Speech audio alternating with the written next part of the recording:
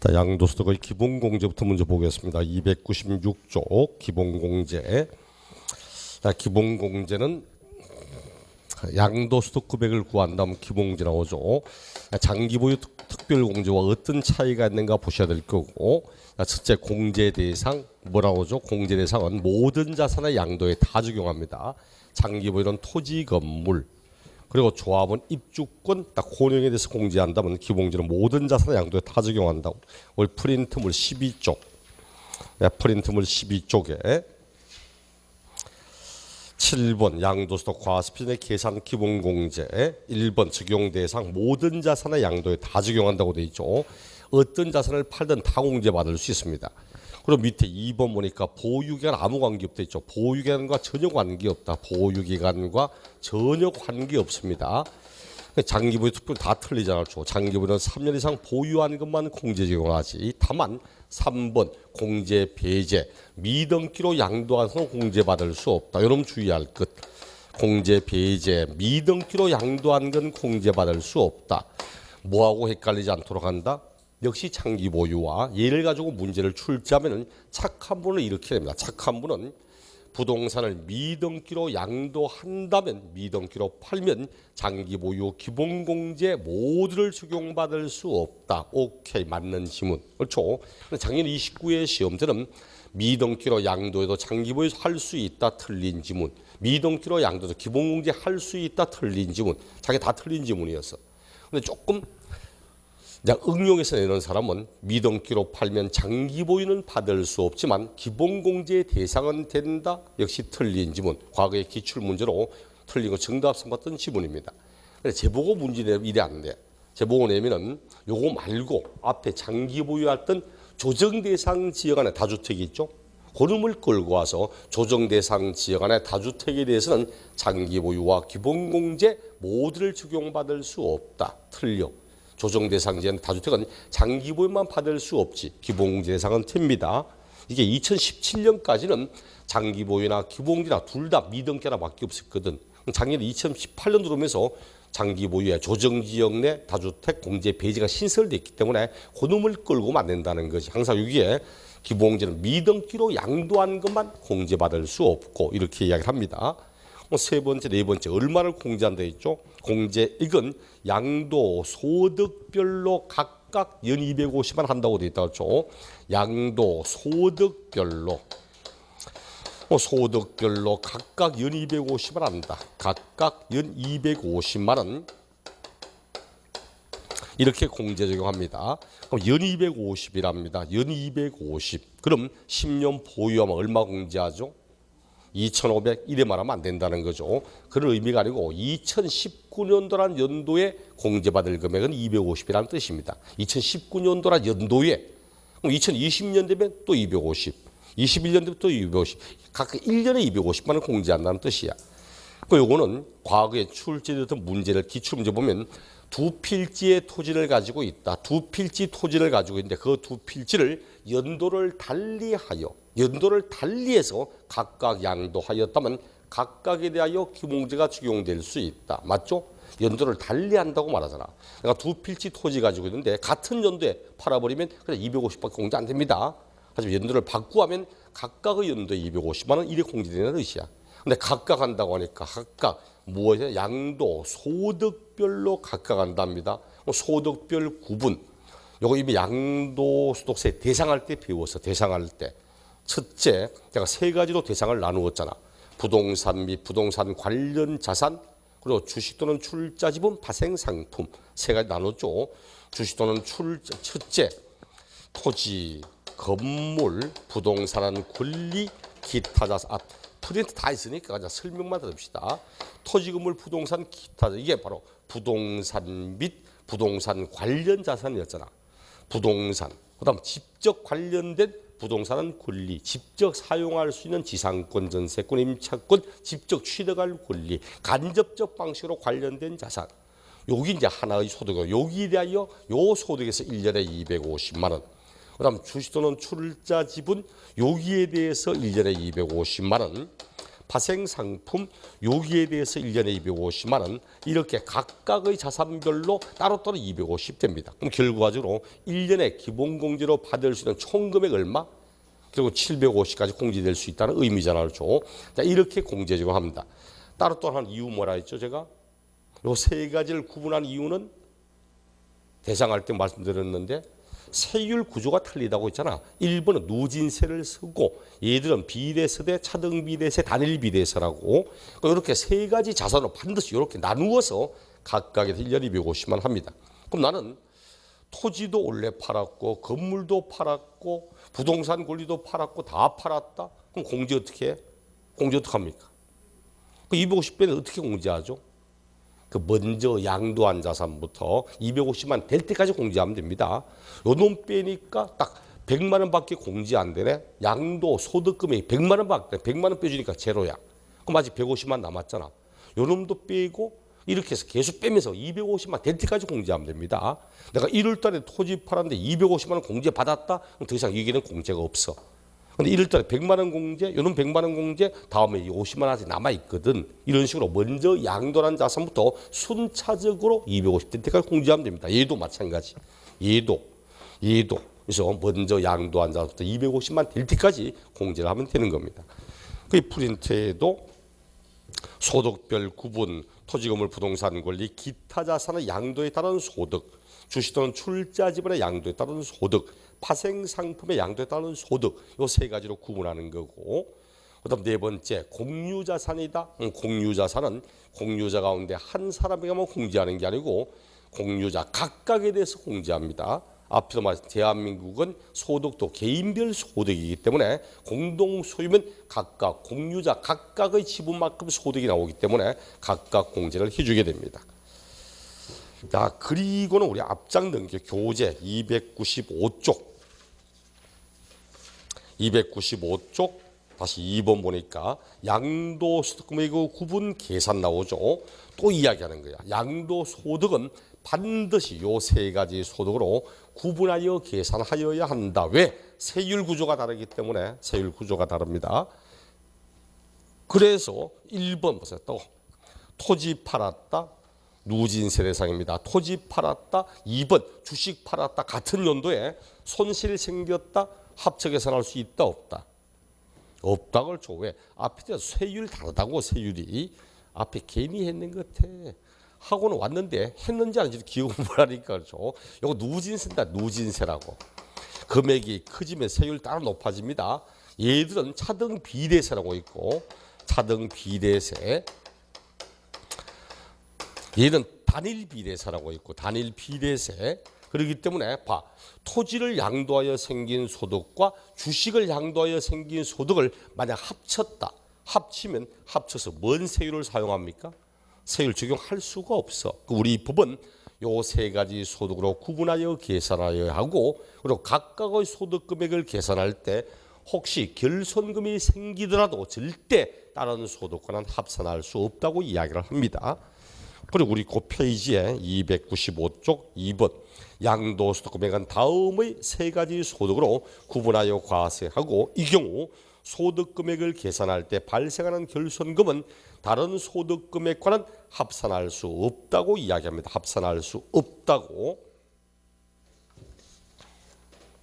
밑에 양도 차손에 통산할 때도 반드시 같은 세율끼리는 통산할 수 있습니다. 같은 세율끼리는. 요거는 책 보면 어려우니까 같은 소득끼리. 자, 요거 봅시다. 누진세 대상. 우리 뒤가 나올 겁니다. 돌아서면 누진세 대상은 같은 연도에 누진세 대상을 여러 차례 양도하면 누진세 대상은 여러 차례 팔면 합산하여 계산을 하고 합니다. 합산해서 합치면 금액이 커지면 세율이 딱 높아질 수도 있잖아. 근데 앞에 맞추면 요놈과 이놈을 합산하고 할 수 없습니다. 대신 요놈끼리는 합산할 수 있어. 같은 세율끼리는.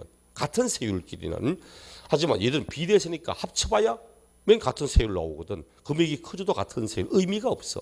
그 작년 29회 시험 때 이렇게 보세요.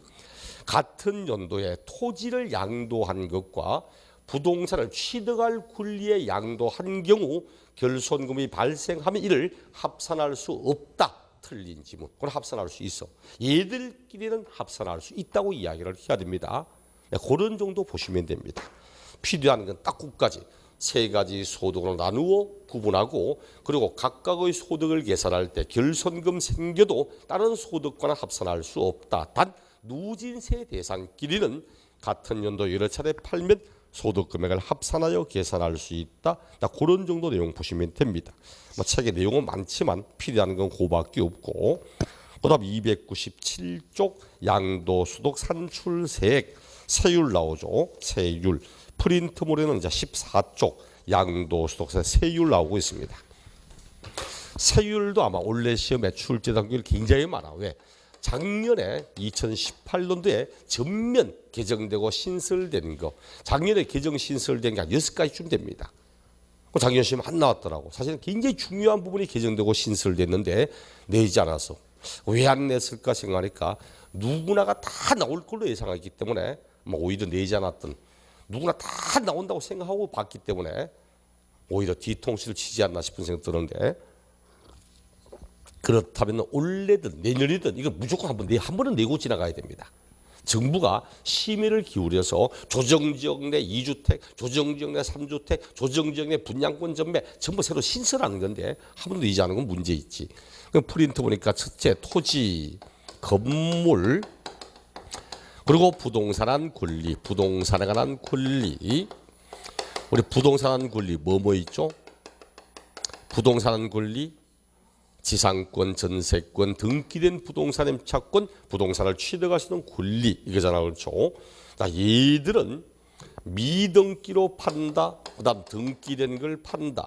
등기된 거 팔 때는 보유기간이 얼마인가 내용 따지고 보유기간이 1년 미만인지 1년 이상은 되었는데 2년 미만 포유한 건지 2년 이상 포유한 건지 이렇게 3가지 나누어서 미등기는 세율 얼마랍니까? 미등기는 70%다. 미등기는 세율이 70%입니다. 70%. 네, 작년에 나왔던 시험 지문으로 가장 많이 틀린 게 요거였어. 보세요. 과세 표준 구했다.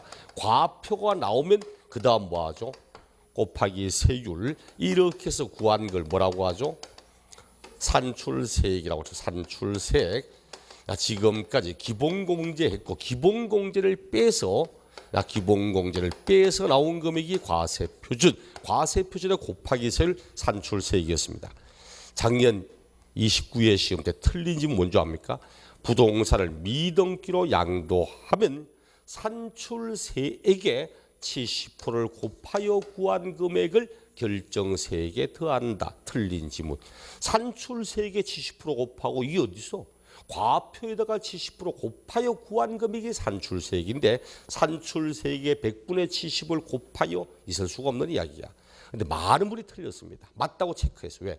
그냥 미등기 하니까 세율 100분의 70을 곱하여 하니까 오케이. 제가 뭐라 했어? 숫자 내는 사람은 착한 사람이라니까. 진짜 독한 사람 숫자 안 됩니다. 요 수치를 어디에 적용하는지를 당신이 정확히 알고 있는가. 이거 내는 거지.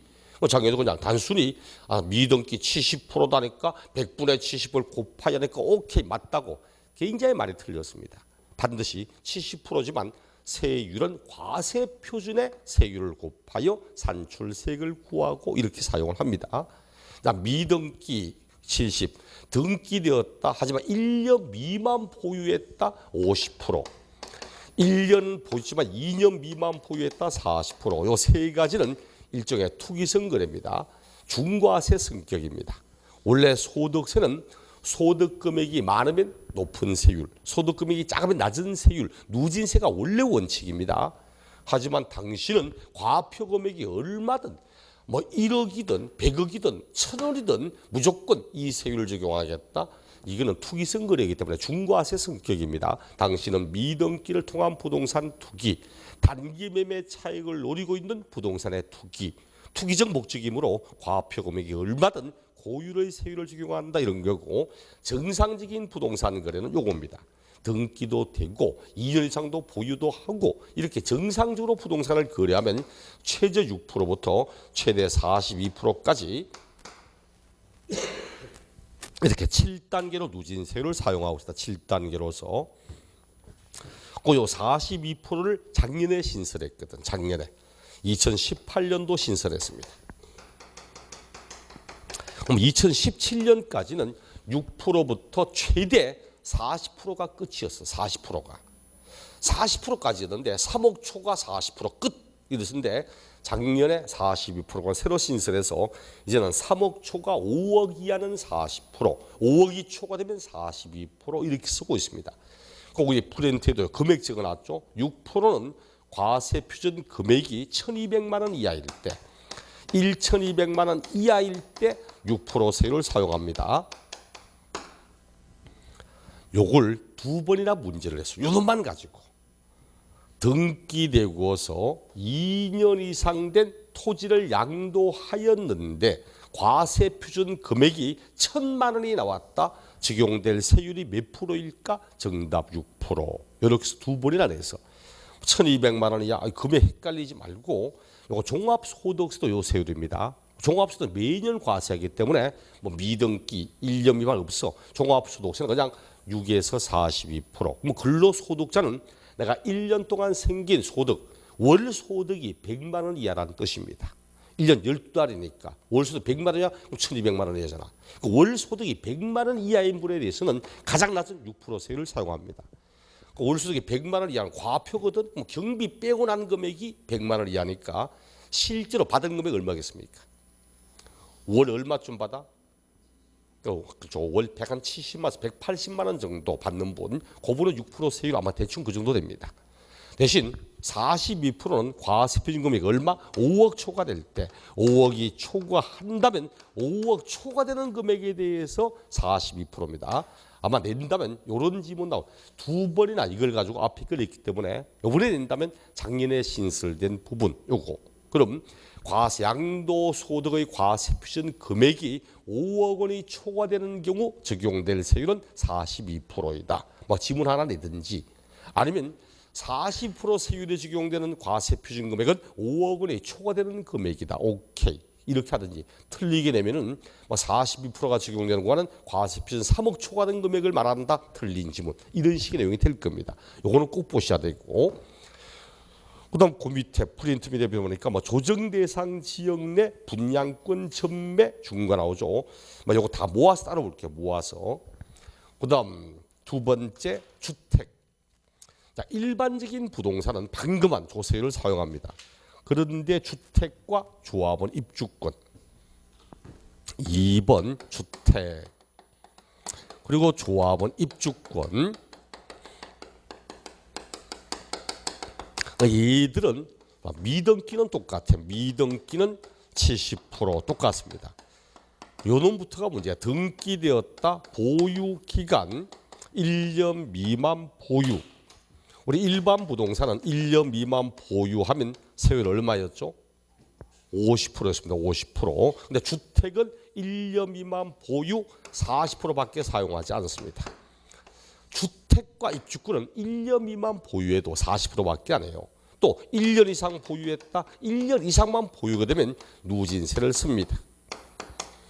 그러니까 일반 부동산은 1년 이상 보유해도 2년 미만이라면 40%, 2년 이상 되면 6, 누진세 이래 가는데 얘는 1년 이상만 되어도 주택은 누진세를 쓰고 있습니다. 왜 이렇게 일반 부동산과 다르게 판단할까? 왜? 주택을 2년 이상 보유하니까 나 지금 다주택자도 많습니다. 다주택자도 나 주택을 팔고 싶은데 지금 2개 가지고 있는데 한 개가 지금 1년 6개월밖에 안 돼서 못 팝니다. 왜? 세부담 너무 많거든. 그 주택은 공급을 쉽게 하도록 하기 위해서 시장에서 쉽게 빠져나올 수 있도록 하기 위해서 시장의 진입, 시장의 퇴출 쉽게 해주려고 우리 취득세, 주택세율 얼마죠? 취득세, 유상취득은 농지를 취득해도 3%인데 주택은 6억 이하는 1%, 9억 이하는 2%, 9억 넘어가도 3%밖에 안 해. 15억짜리 집을 취득해도 농지 취득과 같은 세율이야. 그만큼 낮게 취득하잖아요. 그래서 주택은 취득할 때도 세보다 많이 주지 않을게, 빠져나갈 때도 세보다 많이 주지 않을게, 즉 시장의 진입과 시장의 퇴출을 쉽게 하겠다는 의미입니다. 그런 의미에서 주택에 대한 세율을 낮게 그 27회 시험 때는 주택과 주택 아닌 부동산의 요 보유 기간에 따른 세율 다르다고 알고 있냐고 요 놈만 가지고 한 문제를 출제하는 게 27회 때 문제였습니다. 나 지금은 뭐 올래 또 이거 가지고 한 문제 내고 하지는 않겠지만 세 번째 기타 자산 우리 기타 자산 뭐뭐 있죠? 기타 자산 제가 네 가지가 있지만 다 두 가지만 보래. 영업권 회원권 사업용 고정자산과 함께 양도한 영업권 특정 시설물 이용 회원권 요 정도까지 항상 기타 자산 부르면 알아야 됩니다. 영업권 회원권 기타 부동산 관련 간접 자산 이야기했잖아요. 얘는 언제나 누진세입니다. 언제나 누진세. 프린트에도 기타 자산 14쪽에 보유기간과 관계없이 언제나 6에서 42% 보유기간하고 아무 관계없이 언제나 누진세입니다. 이는 언제나 항상 예외 없이 누진세만 쓴다는 뜻입니다. 혹시나 시험 지문에 뭐 골프 회원권 이런 거 봐서 1년 미만 보유한 골프 회원권 50% 들어가면 안 됩니다. 회원권, 영업권 딱 보는 순간 무조건 누진세가 무조건 누진세. 일단 뭐 기타 자산을 여러 보시고 작년에 신설된 거 다 모아서 우리 교재는 프린트에 여거저거 있지만 모아서 볼게요. 2018년도에 작년에 신설되었던 신상들을 모아서 보면 첫째 조정 대상 지역에 조정 대상 지역 작년에 신설된 게 일단 무조건 조정 대상 지역에 있는 겁니다. 조정 대상 지역 내에 첫째 조정 대상 지역 안에 주택의 입주자로 선정된 지위, 주택의 입주자로 선정된 지위. 요것의 양도 단 조합원 입주권은 제외하고 말합니다. 조합원 입주권은 제외하고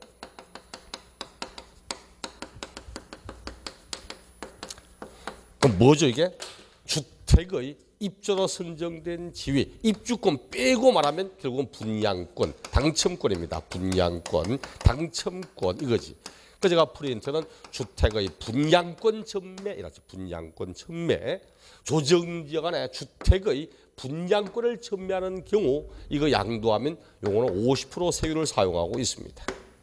근데 조합원 입주권은 있죠. 원래 주택을 가지고 있다가 조합원이 된 입주권이니까 처음부터 뭐 투기다 이런 말하기 좀 힘들어. 근데 딱 당첨되자마자 당첨된 그 당첨권 분양권을 돌아서 한두 달 뒤에 팔아버리면 이 사람은 처음부터 주택의 실소의 목적과는 아무 관계없다는 이야기지. 전형적인 투기거든. 그래서 50% 세율 이렇게 사용을 합니다. 그 다음 두 번째 이 조정대상 지역 안에 조정대상 지역 내 2주택을 가지고 있다. 2주택 또는 주택과 입주권을 합쳐서 2개. 자, 이 경우는 10% 할증합니다. 10% 할증. 원래는 6에서 42%인데 여기에다가 플러스 10% 할증합니다. 결과적으로 16%에서 52% 이렇게 사용할 거고 세 번째 조정 대상 지역 안에 3주택 이상을 가지고 있다. 3주택 이상 또는 주택과 입주권 합쳐서 3개 이상. 자, 이렇게 될 때는 20% 할증합니다. 20% 할증. 20% 할증하면 26%부터 62%까지 굉장히 높다 그렇죠. 62%까지 62%까지 가면 거의 뭐 미등기나 마찬가지는 그렇죠. 70%까지 가듯이 2개 주택에 대해서는 10% 할증, 3개 이상부터는 20% 할증 이렇게 사용하고 있습니다. 조정 대상 지역에서만 그렇다는 뜻입니다. 나 창원에 집 3개 가지고 있다가 판다. 그냥 일반 누진세만 적용합니다. 일반 누진세만. 그리고 두 번째 비사업용 토지, 비사업용 토지.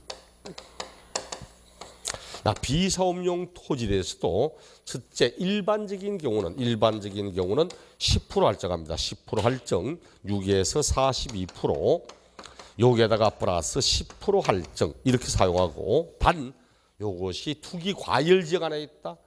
단 투기 과열 지역 안에 있을 때 요 안에 만약 소지하고 있다 20% 할증합니다. 6에서 42%에다가 플러스 20% 할증 이렇게 사용을 하고 있습니다.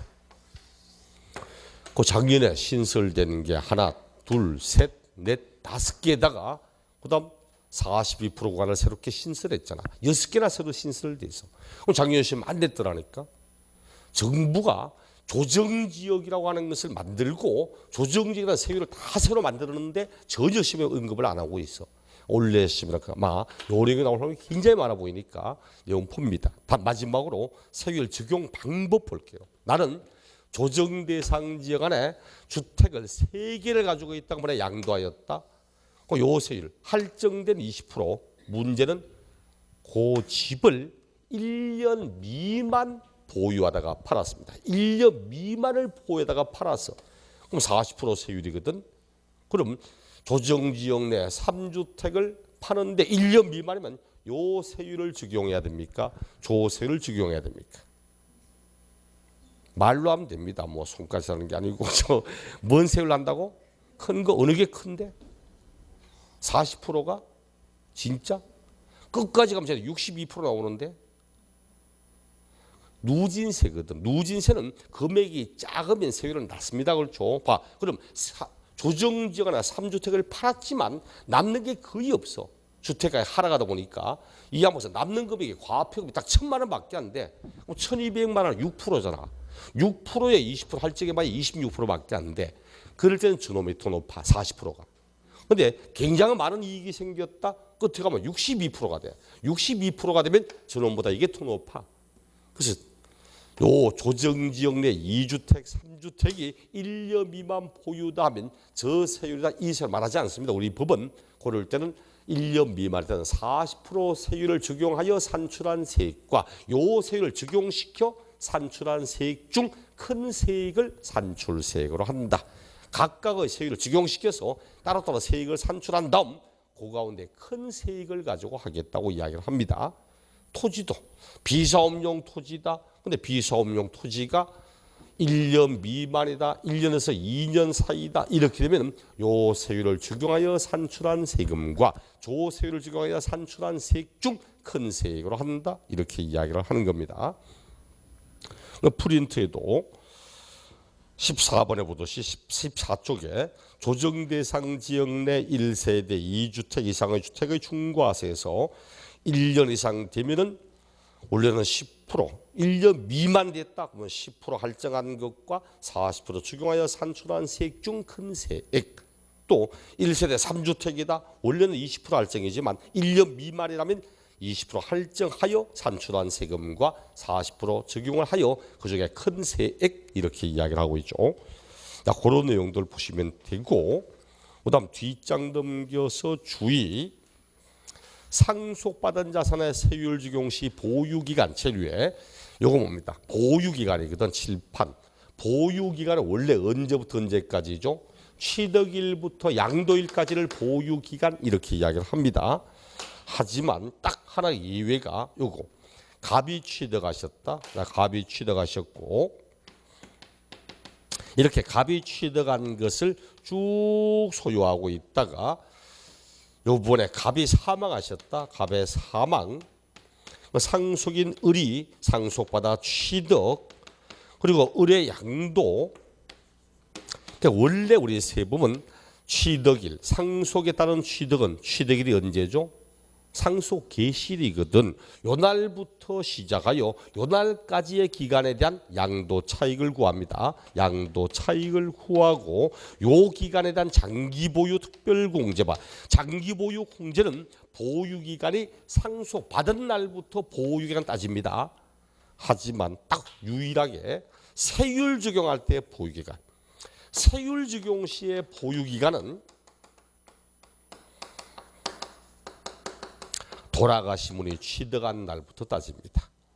장기 보유의 보유기간은 상속받은 날부터 따지지만 세율을 적용할 때 보유기간만큼은 피상속인 돌아가신 분이 취득한 이날부터 따져서 보유기간 이렇게 계산을 합니다. 요 지문은 가끔씩 나오는 지문이라서 항상 상속받은 자산의 세율 적용 시 보유기간 무렵엔 피상속인 돌아가신 분이 취득한 날부터 보유기간 계산한다. 그런 내용 꼭 아셔야 되고, 그 다음 우리 교재 내용으로 본다면 그 다음 나오는 것이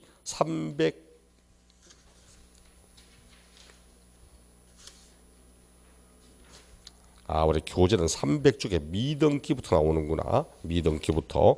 그럼 고등부터 15쪽에 프린트물 15쪽에 미등기 양도자산 나옵니다. 자, 미등기 양도자산은 지금까지 배웠던 내용들 쭉 한번 정리합시다. 양도가액에다가 마이너스 필요경비합니다.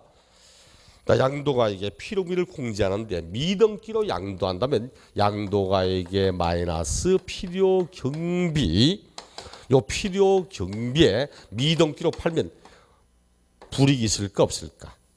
미등기로 팔고 있다. 필요경비에 불이익이 있을까 없을까? 요거. 응? 불이익이 있겠습니까 없겠습니까? 실거래 가액으로 한다면 불이익 없습니다. 실거래로 한다면.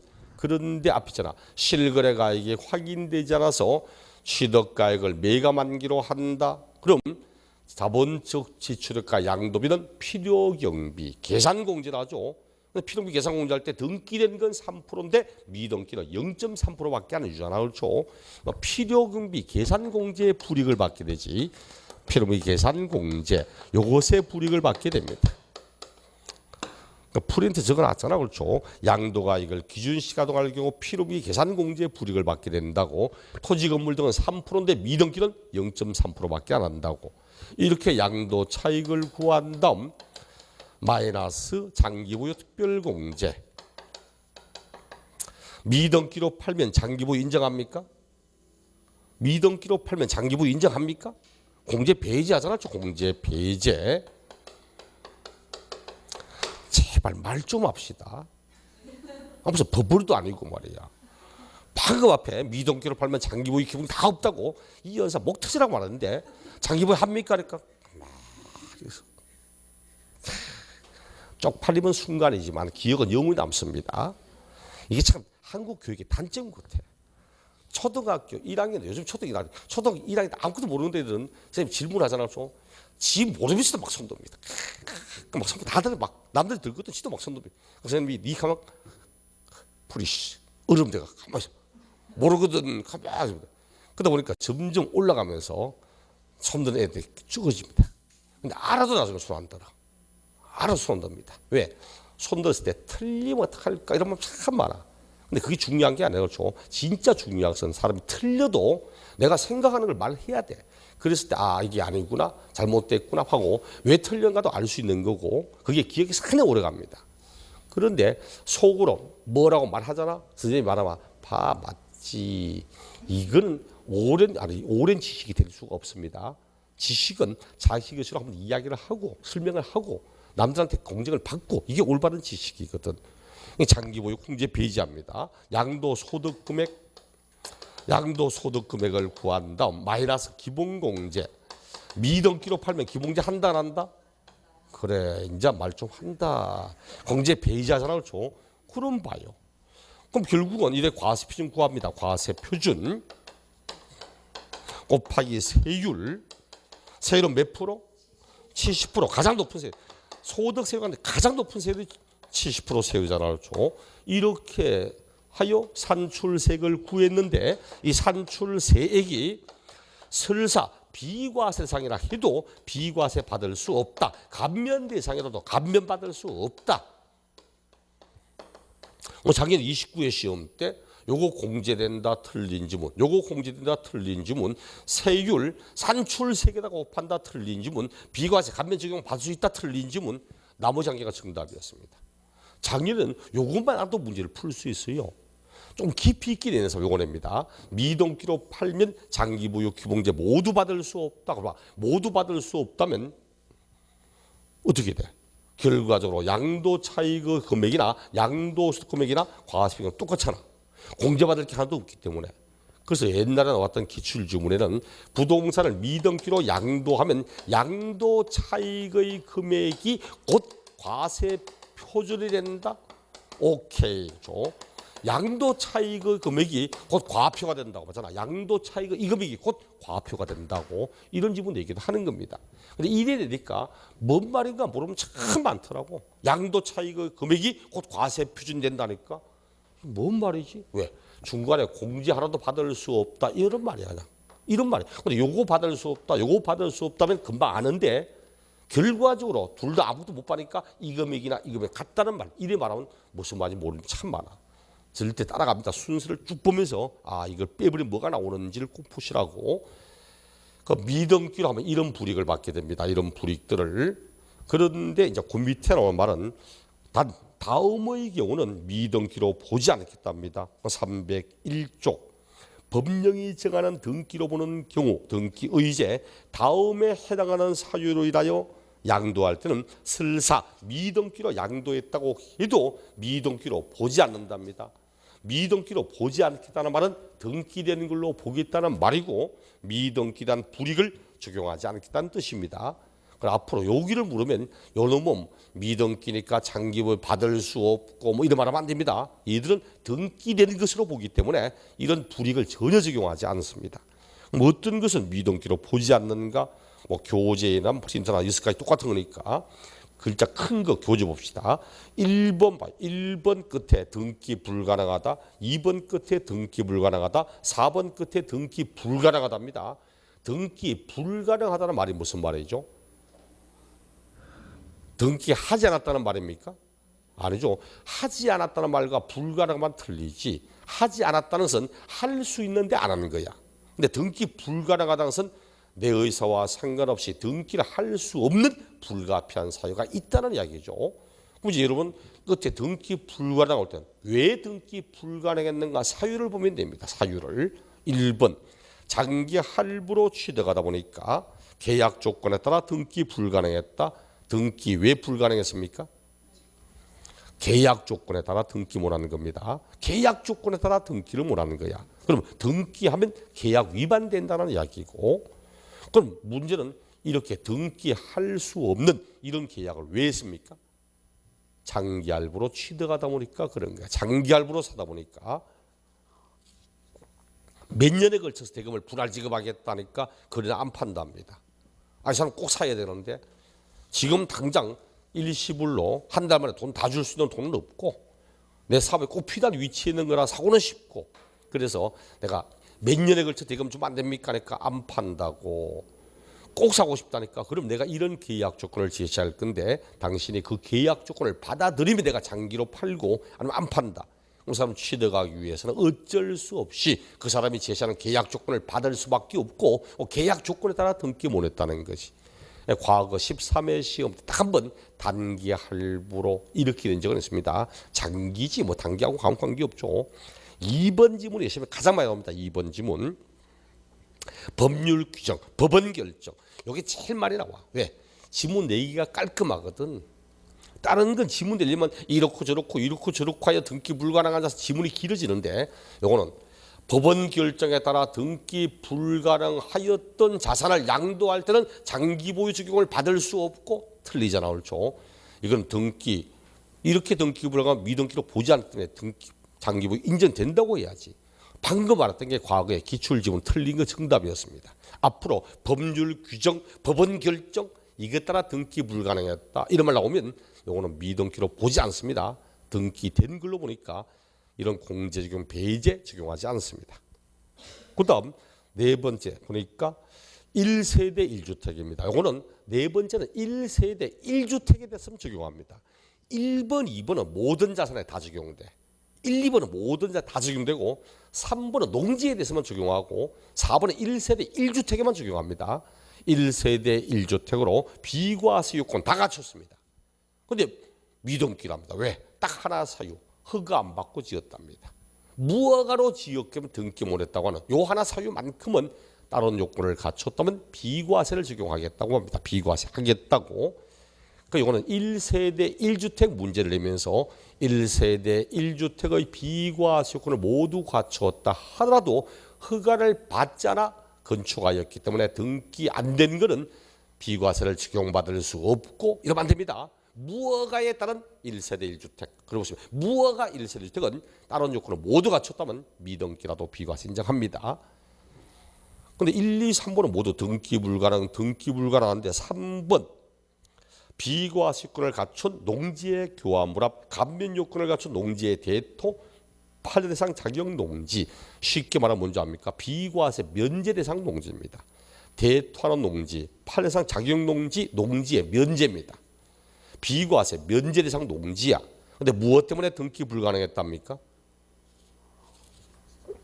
무엇 때문에 등기 불가능하다죠? 그런 말이 없잖아, 그렇죠? 그래서 농지는 어떤 사유에 의하여 미등기가 되었든 관계하지 않고 비과세 면제 대상에 해당하면 그대로 비과세 면제해 줍니다. 농지만큼은 그렇다. 농지는 어떤 사유로 미등기 되었든 상관하지 않고 비과세 면제 인정합니다. 5번, 6번은 환지, 채비지에 관한 부분입니다. 도시개발 사업을 시행하는데 내가 요 토지를 환지받기로 확정됐어. 환지받기로. 참 많습니다. 우리 아파트도 나중에 재건축해 봐요. 재건축할 때도 당신 몇 평 받고 싶냐, 몇 평 받고 싶다 추첨하거든 뺑뺑이 돌립니다. 그 당신이 좋아. 당신 101동 702호 확정돼서 문제는 아직까지 사업이 다 완료되지 않았기 때문에 자기 명의로 이전 넣기 못한 상태에서 타인에게 팔 수밖에 없는 이런 경우 이야기합니다.